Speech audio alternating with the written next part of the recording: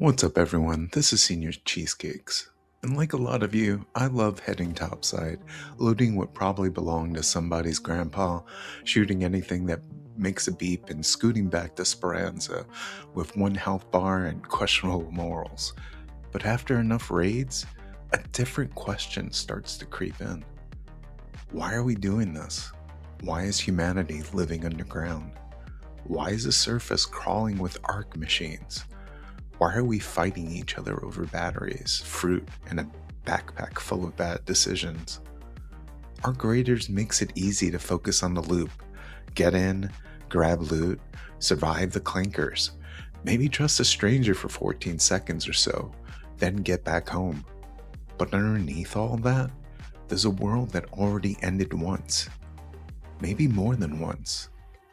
So tonight, I want to talk through the lore of our graders. Not just what happened, but what it means to live in a place like Speranza, where survival is a job, hope is a neighborhood, and maybe, just maybe, we should stop popping slugs into our brothers long enough to ask what the machines are actually doing up there. The first ending. Before any wave of arc, before Speranza became humanity's home, there was the first breaking of it.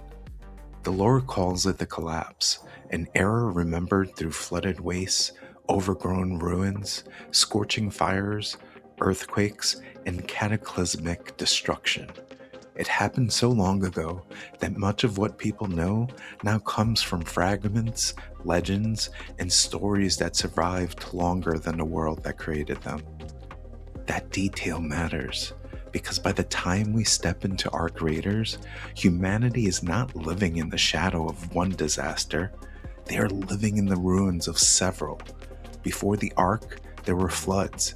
Before the Ark, there were fires. Before the Ark, there were earthquakes. Before the machines ever came down from orbit, Earth had already started teaching people how to lose their homes.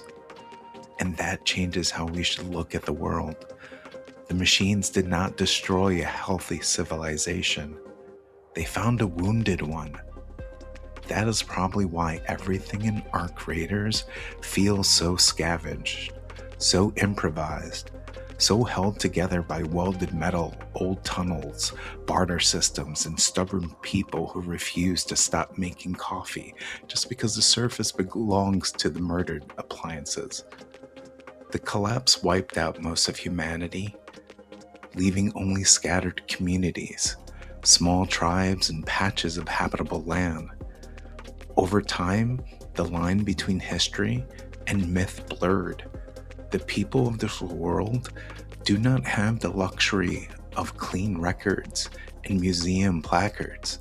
They have broken places, half-preserved evidence, and stories passed down by people who were also trying to survive. So when a raider climbs topside now, they're not stepping into a battlefield. They are stepping into a world that has already forgotten parts of itself. That is the first layer of the loop. Humanity loses the surface. Humanity survives anyway. Then humanity starts trying to remember what happened, while also trying not to starve. And somewhere in that broken stretch of history, people began asking the same question. Can we fix this? That question leads us to Project Heartwood. Project Heartwood was humanity trying to do the responsible thing after the world started falling apart. Not escape, not surrender, not pray the floods, fires, and earthquakes would simply move on. We adapt. The Lord describes Project Heartwood as a wide-ranging research initiative created to slow, adapt, or outlast the ecological collapse already underway. That wording matters because Heartwood was not built after the disaster was already over. It was built while the disaster was still happening. Humanity was trying to negotiate with the end of the world in real time. Honestly, that makes it one of the saddest parts of the Arc Raiders history. Because Project Heartwood sounds like hope with a budget. It Sounds like committees, research sites, field teams, structural engineers, scientists, exhausted people, all in hard hats, standing in front of a ruined skyline saying, okay, what can we still save? We can still see traces of heartwood around the Rust Belt that we play through to this day. One known example of this is at Bluegate, where a abandoned housing project is outfitted with earthquake-proof housing research. That detail says a lot.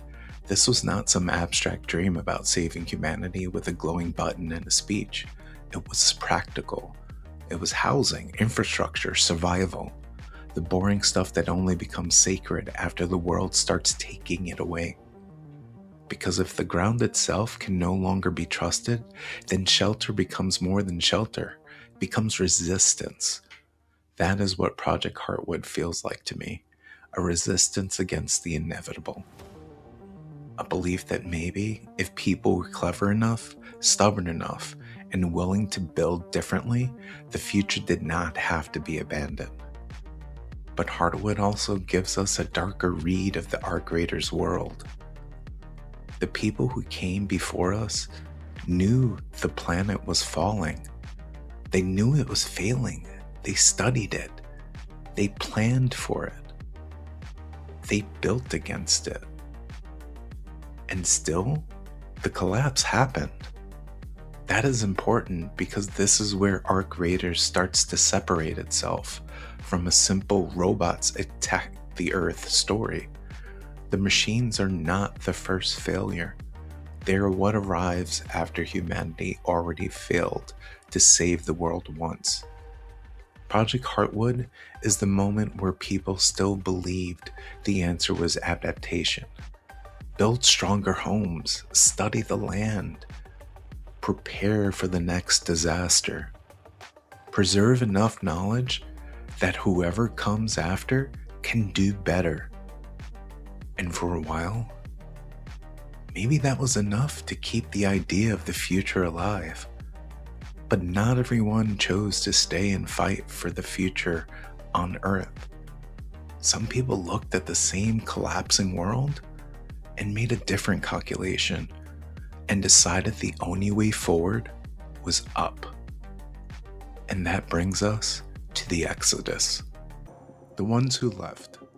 If Project Heartwood was humanity trying to survive with the Earth, then the Exodus was humanity asking a much colder question. What if survival meant leaving it behind? The lore describes the Exodus as an era of technological marvels and bitter hope.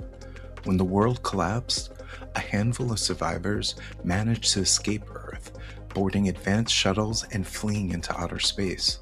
The technology that made this possible was later lost to the devastation, which makes the Exodus feel less like a permanent solution and more like a miracle nobody left behind could fully repeat.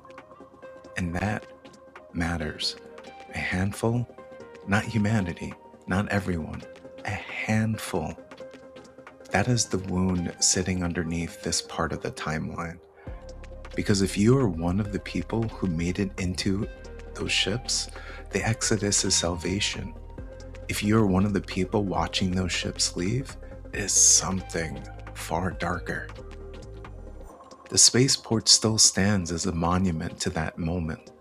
Its codex description frames it as the place where Exodus shuttles once roared up into the sky, vessels of both hope and desperation, leaving a wounded Earth behind. That phrase carries both sides of it, hope, desperation, because leaving Earth might have been necessary, but necessary does not mean clean. The Exodus is one of those lore beats that makes Arc Raiders feel bigger than a simple machine apocalypse. It gives the world a scar before the Ark ever become a part of the main threat we face. Some people escaped upward, others stayed below or stayed behind or never had a choice. And once you see that, the spaceport stops being just another location with loot to get. It becomes a question. Who got to leave? Who decided? Who paid for it? And what, if anything, came back down? That question matters because of what happens later. The Ark do not crawl out of the ground. They fall from the same sky that some of us escaped to. And the game may not confirm who built the Ark, who sent them, or whether anyone still controls them. But we have to ask ourselves those questions as we see them fall from the sky. We cannot say the Exodus created the Ark as a fact, but Ark Raiders places some very interesting pieces right next to each other for us to understand or put away. A dying Earth, a handful of survivors escaping into space, lost technology, and later's machines descending from orbit. That doesn't prove anything, but it does make the silence feel intentional. The safe version is this: the Exodus tells us humanity had the technology to leave Earth, and that some of that technology became unreachable, forgotten, or lost. The suspicious version is that when machines eventually start falling from the sky, we are meant to wonder whether the enemy is alien, human-made, or something humanity once built and no longer understands. That is the kind of mystery Ark Raiders is quietly good at. It does not hand us a villain in a chair. It gives us a launch tower. It gives us a cratered world. It gives us machines falling from above. And then it lets us stand there with our backpacks full of wires, wondering if the thing trying to kill us is from somewhere else or from us. The Exodus is bitter because it looks like hope, and maybe it was. Maybe those shuttles carried the last chance of humanity into the dark. But for everyone left behind, hope had engines, and then it left. That should make the next chapter feel almost impossible, because after the collapse, after Heartwood, after the Exodus, after so much loss and abandonment, humanity does something very rude in the middle of the apocalypse. It starts rebuilding itself anyway. The lore calls this era Sunrise, and that name means something. Sunrise was not paradise. It was not Earth magically healed overnight. It was not everybody holding hands in a hydroponic dome. No, it was after generations of darkness, following the collapse, the world just starting to show signs of recovery. The planet's ecology began to restore itself. Old technology was rediscovered. Organized society started to return in some form. And for those born underground later, Sunrise almost feels impossible, like a story too generous to be real. That is what makes it hurt most, because Sunrise means that there was a moment where people could look at the world and think, maybe we made it through. Maybe the worst is behind us. Maybe the future is not just survival with better lighting. In the Rust Belt, settlers began gathering around the dormant Alcantara Dam, and this is where we start to see recovery become practical again. They built the first hydroponic domes, giving people a more reliable way to produce food. They even made use of old solar panels, giving us energy. These weren't glamorous things. It was food, it was energy, they were necessary things. Sunrise represents the hope of just getting to the basics, not full victory, momentum. People were not just hiding from the world anymore. They were trying to live in it again. And you have spent enough time in Ark Raiders that makes locations like Dam feel just a little different. The power plant was once a rare lifeline for settlers during the Sunrise. Later, it became a shell-scarred battleground during the closing battles of the first wave. Even now, the area remains toxic, waterlogged, and full of old machinery, research buildings, and hydroponic structures. left over from the original Ark skirmishes. So when we walk through those places now, we are not just looting random industrial leftovers. We are walking through failed recovery. The hydroponic domes are not just set dressing. They are evidence that somebody tried to feed people. The old solar panels are not just scenery.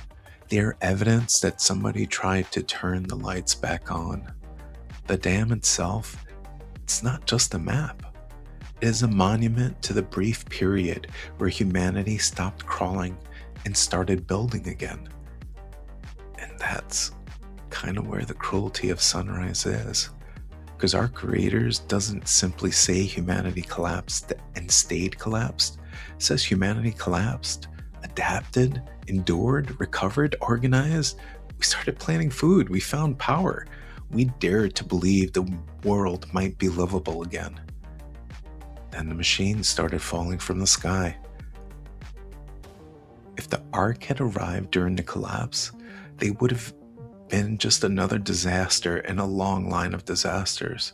But they arrived just after hope had finally returned, after people had begun to rebuild, after the sunrise. That makes the first wave feel less like an invasion and more like an interruption of a miracle. And maybe that's why us raiders matter so much. The first raiders were not born out of boredom, loot thirst, or someone needing 3 more wires for a workshop upgrade. They came from people who had something to defend. Their food systems, their settlements, their power. A future that had just started breathing again. Sunrise is a section of Ark Raiders lore that makes everything after it feel so much heavier. Because now we know humanity was not simply trapped underground forever. There was a time when people came back towards the surface. There was a time when the Rust Belt was not just a graveyard of old machines.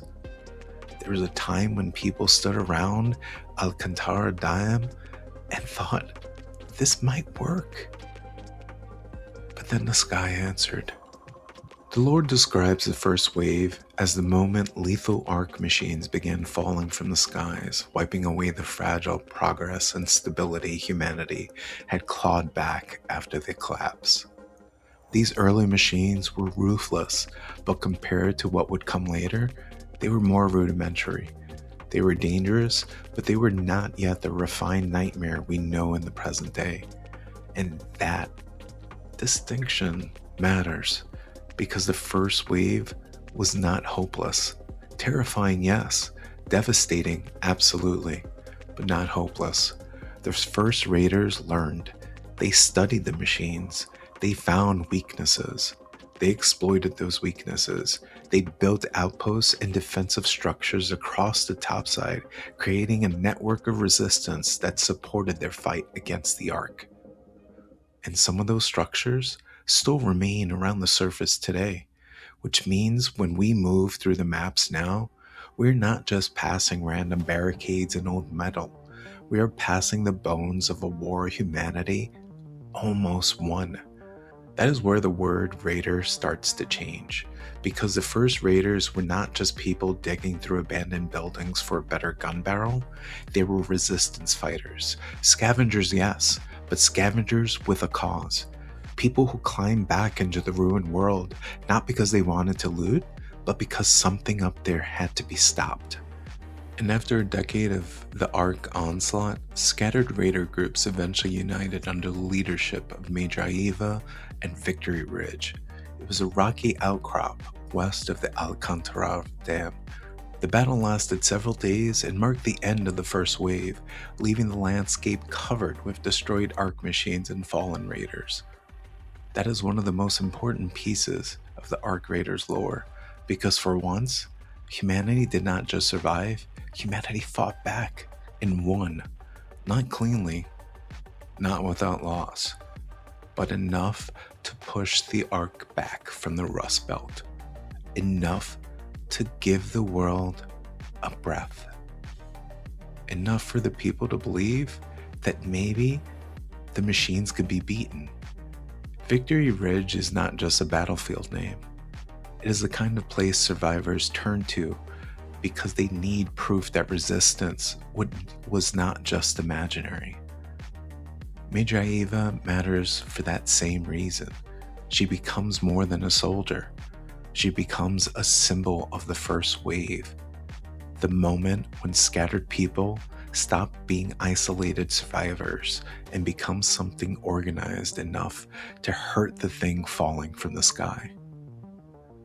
And I think that's why the first wave feels so important in the larger story. It shows us humanity, at its most stubborn, could survive the breaking of a world, the onslaught of machines, and just about anything else that could be thrown against us. But there's a darker side to winning that initial war was, because the victory against the machines did not mean the machines were gone forever. It meant that they could also learn from those mistakes the first time. The first wave ends with humanity alive, but exhausted. The surface is scarred, raiders are dead, outposts are damaged. The Rust Belt survives, but only after proving exactly what kind of tactics, weapons, and organization can beat the Ark. And if the Ark are machines, if they are systems, if they are something capable of adaptation or refinement, then Victory Ridge may not just be humanity's greatest triumph. It may be the lesson the enemy needed. That is the fear sitting underneath the first wave. Maybe humanity won because the Ark were still crude. Maybe humanity won because the machines had not yet learned the shape of resistance. Maybe Victory Ridge was not a victory at all. Maybe it was just a first draft. And that brings us to the part of the lore that makes everything feel worse. Because the second wave doesn't arrive as a repeat. It arrives as a revision to what at first seemed like a failure. The machines learned. The first time, humanity beat the machines. The second time, the machines came back like they had read the notes the first time. That is the terror of the second wave, because it's not just the Ark returning, it is that they returned changed.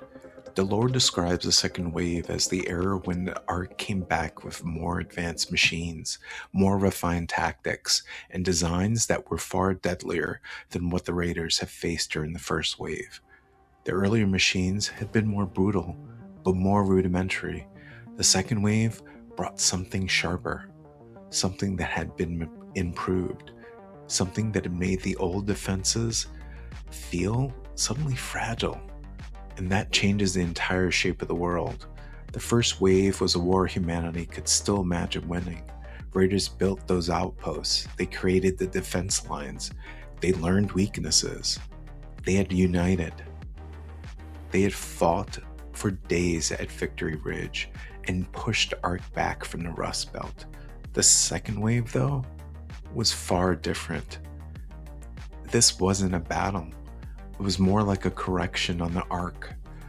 Like the machines looked at everything that had worked against them the first time and quietly removed every single option available to humanity. That is why the present day Raider life feels so different from the legends of the first wave. Those old Raiders were fighting a war for the surface. Modern Raiders are making trips into enemy territory and barely making it out alive. That is a different kind of courage. A soldier can believe in a front line. A Raider believes in an exit timer. And that is where the loop becomes history repeating itself in miniature. The people of the Rust Belt had rebuilt once. They had survived the collapse. They had watched some of humanity leave Earth during the Exodus. They had seen sunrise bring food, power, and organized life back into the Reach. They had fought the first wave and won enough breathing room to believe the nightmare had finally passed. Then the second wave came down and humanity went back underground. They were forced there, not because they lacked courage, because courage is not enough when the enemy returns back smarter and unbelievably stronger than they ever were. That to me is one of the saddest parts of our creators. The world does not just punish humanity for feeling, it punishes humanity for surviving, for whatever small victories it thinks it has. The second wave turned that old victory into something almost cruel.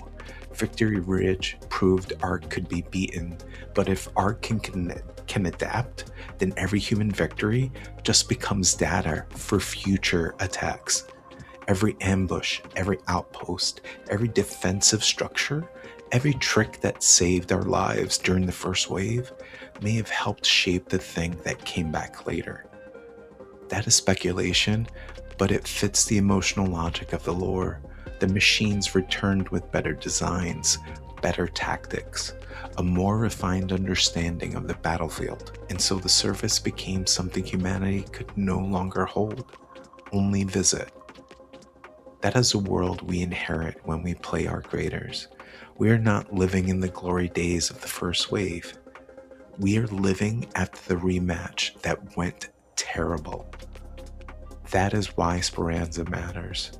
That is why Toledo matters. That is why the tunnels, contradas, traders, workshops, and little rituals of survival all carry so much weight. They are not just convenient systems for players, they are what civilization looks like after it has learned not to trust the sky. The second wave is the reason Topside feels so temporary. You go up, you move fast, you keep your head down, you scavenge what you can, you listen for machines, you listen for people, and then you leave before the service remembers you were even there. Because this time, humanity is not trying to retake the world, at least not yet. This time, humanity is just trying to keep enough of itself alive to maybe try again some later time. Modern raiders are not just looters. They are the thin, badly armed, morally inconsistent supply line between the underground civilization and a surface that wants them dead. They are the reason rare goods still reach Toledo. They're the reason Speranza can keep working. They're the reason people underground can still pretend tomorrow has errands. And yes, sometimes that means crawling home with one health bar, a pocket full of screws, and the haunting knowledge that a rooster has a better work ethic than you. But under the joke is something real. Every raider trip topside is a small refusal. A refusal to let the second wave be the final word. A refusal to let machines define the border of human life. A refusal to stop climbing back into a world that has already taken almost everything. That is why the endless struggle matters. The fight is not just against the Ark. It is against exhaustion, against scarcity, against forgetting, against the temptation to believe that because humanity lost the surface, the story is over. It's not over. It's just underground. This return back underground is what creates the modern raider. Not a hero, not a soldier in some glorious campaign, just somebody willing to go back up there. That is the endless struggle. The loop is not just gameplay. The loop is history played out in front of us. Leave safely, enter the ruins, take what still works, fight the machines, fight the people trying to do the same exact thing you are. Bring home whatever survives that trip. Then do it all again tomorrow. Speranza exists because humanity lost. Raiders exist because humanity refused to stay lost. And maybe that is the real story of our raiders. Not victory, not conquest, just endurance. The elevator closes, the hatch seals, the loot comes home. The machines stay above you for one more night. And somewhere in Toledo, another raider is already getting ready to climb right back up topside again. Maybe that's just foolishness. Maybe it's bravery too. Usually in Ark Raiders though, it's a little bit of both. But y'all, this has been Senior Cheesecakes. Thank you for listening to the truth behind Ark Raiders and the endless struggle that we all play a part in. Y'all take care.